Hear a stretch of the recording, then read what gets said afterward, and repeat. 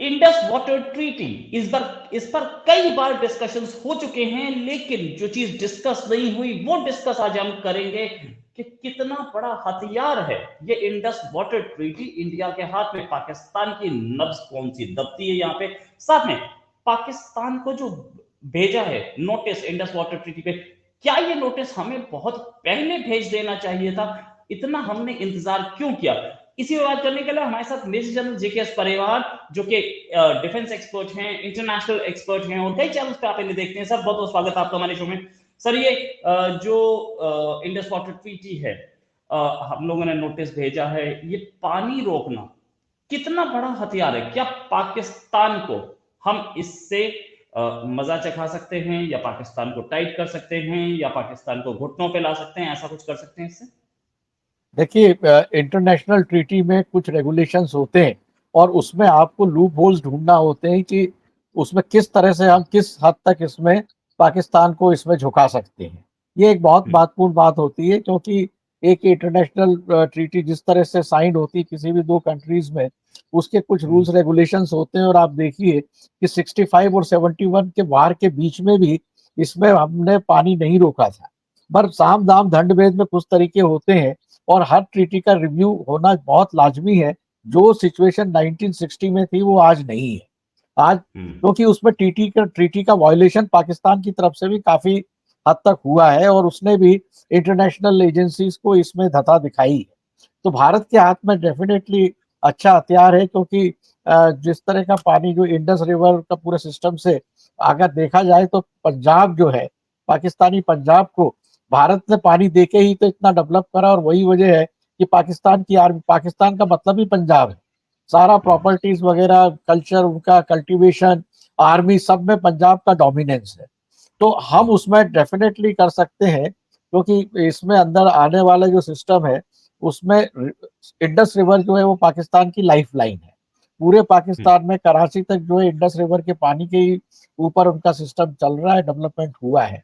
अब इसमें अगर हम रोकते हैं तो हमारे ऊपर क्या प्रेशर आएगा और हम उसको कैसे सस्टेन कर सकते हैं। और मैं समझता हूँ कि जब कोई नोटिस इन्होंने भेजा है भारत सरकार ने, तो उस पर अच्छी तरह से सारे जो उसके पहलू होते हैं उस पर विचार पक्का हुआ होगा। और ट्रीटीज के स्क्रूटनाइज करके जो उसके लूप होल्स होते हैं, रिव्यू की जो पॉसिबिलिटीज होती हैं, उन सबको अच्छी तरह से इसमें हमारे यहाँ से एक्सप्लोर हुआ होगा। अब अगर आप इसको एक टग ऑफ वार में देखना चाहें कि हम कितना झुका सकते हैं, तो हमारे सामने प्रेशर पॉइंट होता है। पहला ये है कि यूनाइटेड नेशन इसमें कुछ नहीं कर सकता है। अमेरिका, वर्ल्ड बैंक का रोल इसके अंदर सिर्फ एक मीडिएटर का था। आज वर्ल्ड बैंक का रोल इसमें कुछ बचा नहीं है। अब आता है इशू, आता है चाइना का, क्योंकि चाइना जो है वो ब्रह्मपुत्र के ऊपर काफी डैम वगैरह बना रहा है। तो अगर हम कोई एग्रेसिव एक्शन पाकिस्तान के खिलाफ लेते हैं तो उसमें चाइना ब्रह्मपुत्र में कोई एक्शन तो नहीं लेगा। ये एक बहुत बड़ा महत्वपूर्ण सवाल होता है। और जिस तरह से चाइना आजकल चल रहा है, मुझे नहीं लगता है कि वो भारत के खिलाफ कोई मेजर अभी कोई ऐसा वाटर वार जैसा करने की स्थिति में नहीं होगा। हम इसमें क्या कर सकते हैं? पूरा पानी रोकना तो संभव हो नहीं सकता है, क्योंकि वो मानवता के भी खिलाफ होगा, और दूसरा इसको करना भी बहुत मुश्किल है। मगर हम उसमें जो सबसे बड़ी इंपॉर्टेंट बात जो हम है कि अभी तक जो हमारा अनयूज्ड वाटर था उसको हमने पाकिस्तान में फ्लो होने दिया था, जितनी हमारा परमिसेबल था कि आप एक पर्टिकुलर लेवल तक जो है पानी उनके पास में जाएगा, उससे ज्यादा अगर फ्लो होता है तो हम उसको यूज कर सकते हैं। और बीच में भारत सरकार ने ऐसा कि इसकी चेतावनी भी दी थी। हमें लगता है कि इस चीज को हमें पूरी तरह से उपयोग में लाना चाहिए। पीओके में जो डैम बने हुए हैं, जो इंडस रिवर सिस्टम पे बनाए हैं, वो देखा जाए तो हमारे ही है, उसमें इन्वेस्टमेंट चाइना का और दूसरे वर्ल्ड बैंक के हैं। तो अगर हम कुछ करते हैं तो वो प्रेशर, पीयर प्रेशर को हम कैसे संभालेंगे, वो इसमें इशू आता है।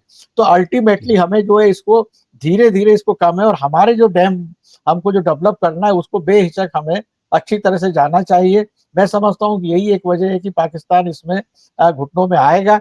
तो ट्रीटी को आपको कैंसिल आप कर नहीं सकते, मगर रिवाइज करेंगे तो हम अपने टर्म्स एंड कंडीशन पे करेंगे, जो कि लाजमी है, क्योंकि इतनी आबादी बढ़ गई है, एनवायरनमेंट में चेंज हुए हैं, डेवलपमेंट हो रहा है, तो पानी की रिक्वायरमेंट तो डेफिनेटली बढ़ती है। और जो ट्रीटी बनी थी उसमें इंडस रिवर सिस्टम में एक आध देखा जाए तो पानी का बंटवारा नहीं था, ये नदियों का बंटवारा मुझे ज्यादा लगता है।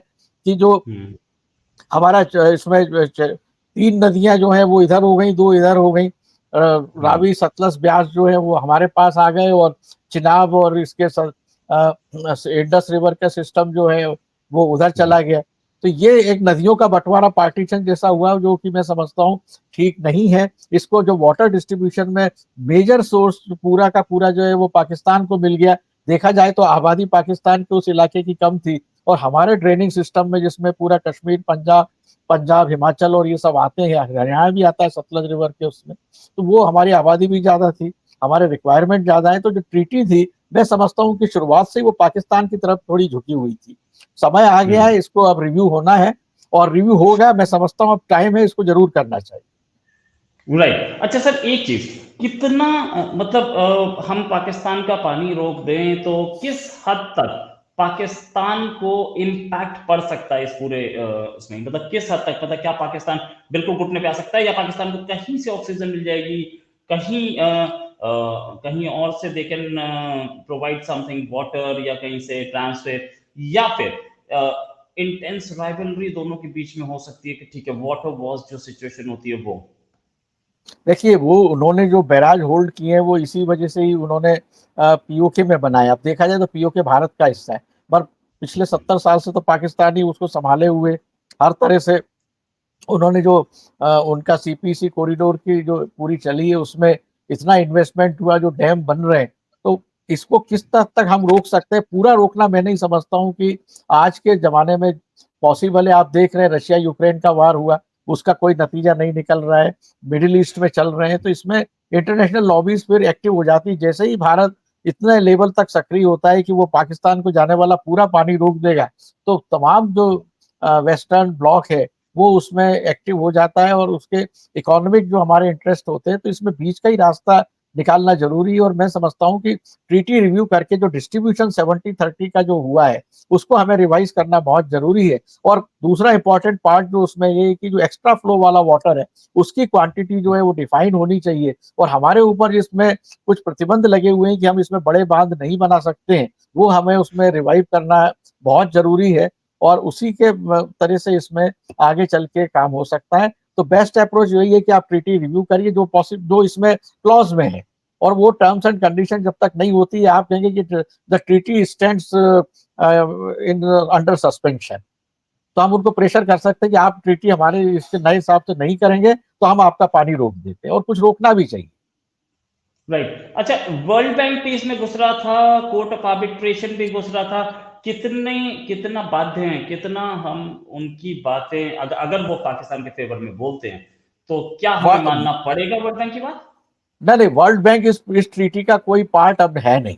वर्ल्ड बैंक का अच्छा। इशू जो पहले में मीडिएटर के रूप में रहे, और उसके बाद में जो पाकिस्तान में इंफ्रास्ट्रक्चर इसका कैनाल वगैरह बनने के लिए था, उसमें वर्ल्ड बैंक जो था एक तरह से एजेंसी थी, जिसके थ्रू जो है उसको पाकिस्तान को पैसा उसमें मिलना था। और उसी में अंतर्गत भारत का भी उसमें शेयर रहा है कि हमें जो है इसमें 62 बिलियन पाउंड जो है, जो उस वक्त में करीब 15-16 रुपए का करेंसी होती थी, तो 100 करोड़ रुपए के करीब पाकिस्तान को 10 साल के अंदर हमको उनको देना थे। और तब तक जो था वो पानी पूरी तरह से उनकी तरफ जाने को हमें उसमें कोई यूज करने पे उस तरह की मनाही थी। तो भारत ने अपने ऑब्लिगेशंस पूरे कर दिए।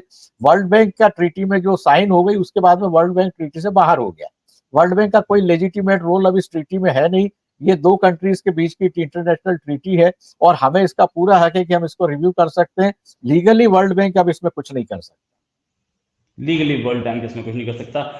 एक चीज और, कि अगर हम पानी रोक करके, ये पानी रोक करके, क्या हम पाकिस्तान से अपनी बातें मनवा सकते हैं, क्या हम टेररिज्म बंद करवा सकते हैं, क्या हम दोनों कंट्रीज के रिलेशन नॉर्मलाइज कर सकते हैं, क्या हम आर्टिकल 370 भी उनसे मनवा सकते हैं, मतलब सारी बातें मनवा सकते हैं, या it is going to be disaster? देखिए, जहां तक सवाल आर्टिकल 370 का है, वो तो मैं समझता हूँ कि इसका कोई मायने ही नहीं है।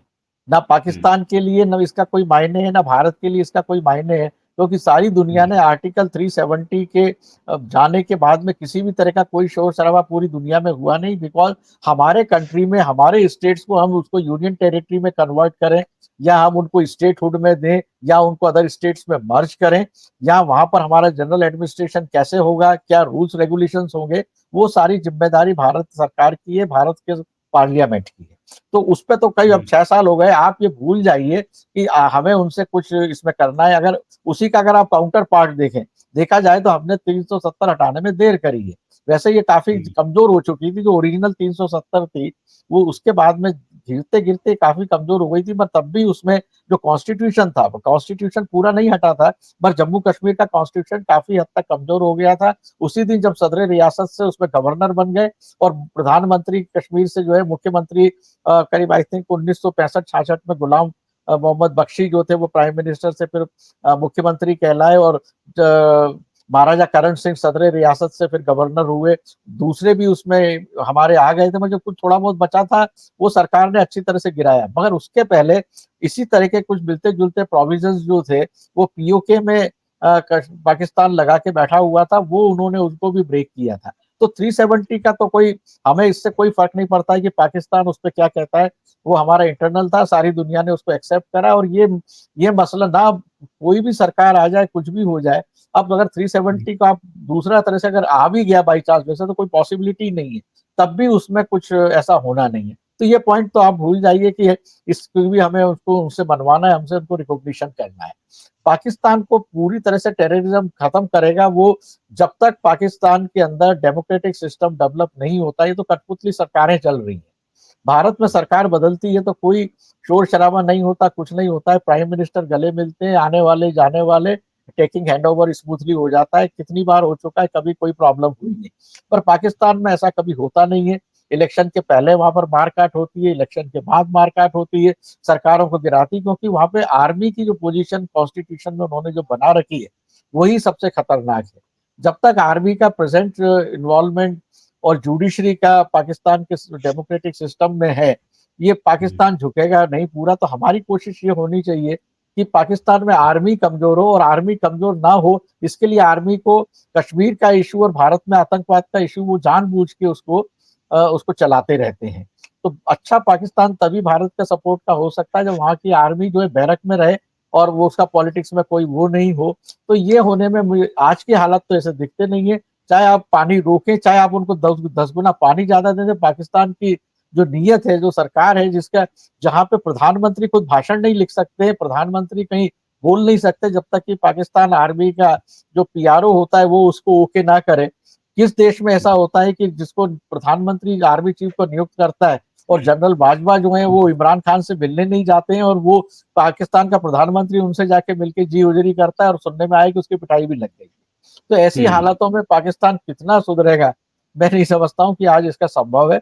बट कुछ भी कहिए, सिंधु वाटर ट्रीटी जो है इसके रिव्यू की बहुत बहुत जबरदस्त गुंजाइश है, और हमें अपने टर्म्स एंड कंडीशंस पे इसको करना चाहिए। और इसमें पाकिस्तान को आप प्रेस डेफिनेटली कर सकते हैं, क्योंकि पानी एक ऐसी चीज है आज की डेट में जो सबकी जरूरत है। सारा विकास जो है बिना पानी के तो सब कुछ शून्य है, जीवन ही पूरा शून्य है। Right sir. Sir final question लेना चाहूंगा आपसे, थोड़ा सा टॉपिक से बाहर जा रहा हूं, माफी चाहूंगा।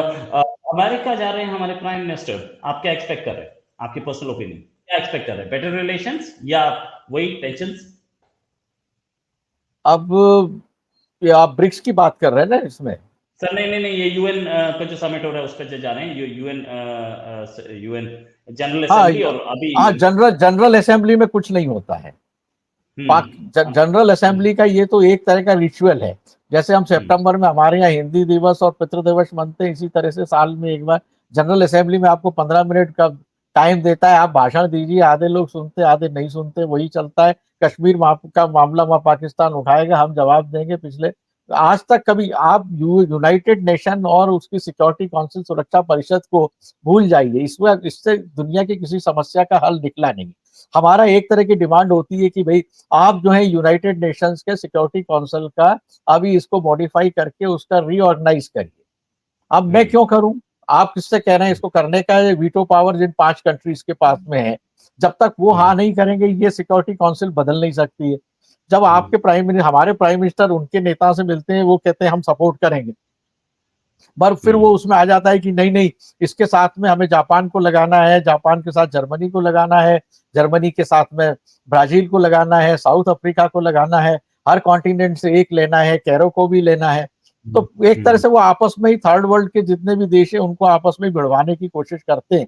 और वो ये कभी नहीं कौन चाहेगा कि उसके हाथ से पावर जाए? चाहे आप हो, मैं, मेरे पास में पूरा यूएन यूनाइटेड नेशन है, तो मैं क्यों चाहूंगा कि वो इनको भारत को दे?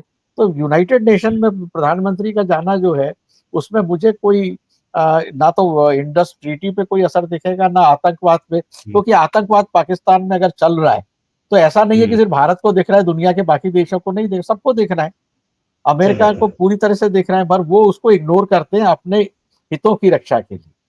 उनको आज मैं आपको स्पष्ट कहता हूं, भले ये हम इंडस वाटर ट्रीटी पे बात कर रहे हैं, पर क्योंकि आपने कहा है कि भाई इसमें कैसे हम इसको झुका सकते हैं, कौन इसके साथ में आ सकता है, तो भारत की डेवलपमेंट जो हो रहा है, थर्ड इकोनॉमी वर्ल्ड की बन गई है और हम उसमें सेकंड में जाने के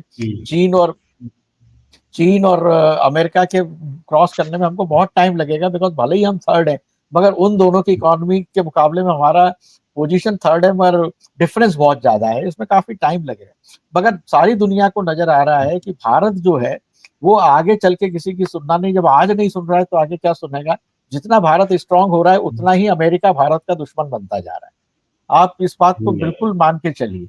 और अमेरिका कतई नहीं चाहेगा कि भारत जो है इतना स्ट्रांग हो जाए कि आगे चल के वो चाइना और भारत दोनों मिल जाए और अमेरिका का जो उनका फाइनेंशियल सिस्टम, डॉलर का सिस्टम है, उनकी जो मोनोपोली इसमें साइबर उसमें अपना स्पेस में है, डिफेंस प्रोडक्शन में है, उस सबको कर दे। क्योंकि ये एक बहुत बड़ी पॉसिबिलिटी, मैंने कई चैनल में 2 साल पहले भी कहा था कि 2040 में दुनिया ऐसी बदल सकती है कि एशियन ब्लॉक जो है वो वेस्टर्न ब्लॉक को कमजोर करेगा और काबू करेगा।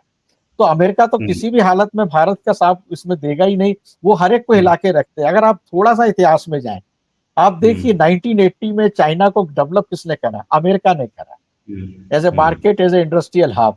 अब जब वो उनके सिर पे बैठने लगा तो उन्होंने कोविड के बहाने जो है वो अमेरिका ने चाइना को बाहर करके अब उन्होंने इंडिया, वियतनाम, इंडोनेशिया इनमें घुसने की करी है। कल भारत स्ट्रांग होगा तो वो भारत को दथा दिखाएंगे, वो किसी तीसरे को खड़ा करेंगे। इसलिए उनको पाकिस्तान उनको बहुत पसंद है कि वो भारत को काबू करता है, रशिया को काबू करता है, और पूरे सेंट्रल एशिया में उनको जो है वो एक तरह का वो लॉन्चिंग पैड देता है। तो वाटर ट्रीटी में अगर हम पूरे करेंगे तो पाकिस्तान के साथ में डायरेक्ट ना आके वो हमको तंग करने की अमेरिका पूरी कोशिश करेगा। इसलिए मैं बार बार अमेरिका पे कतई भरोसा नहीं करता हूँ। ये नहीं है कि मैं रशिया का सपोर्टर हूँ, बट द फैक्ट ये है कि सिवाय 1962 को छोड़ के बाकी किसी भी डिस्प्यूट में, वार में अमेरिका ने भारत का साथ नहीं दिया है। कारगिल में भी उन्होंने भारत का साथ नहीं दिया। उनको लग रहा था कि अगर हमने इंटरवेन नहीं करा तो कहीं न्यूक्लियर बम ना गिर जाए या भारत जो है वो घुस के कहीं लाहौर तक ना पहुंच जाए। इसलिए क्लिंटन ने नवाज शरीफ को थोड़ा दबाने की कोशिश करी, पर भारत के लिए नहीं करी, वो उन्होंने अपने काम के लिए करी। राइट, उन्होंने अपने काम के लिए की। थैंक्स अ लॉट सर, बहुत अच्छा डिस्कशन रहा। उम्मीद है जल्दी एक डिस्कशन और करेंगे। अभी के लिए नमस्कार, धन्यवाद। धन्यवाद।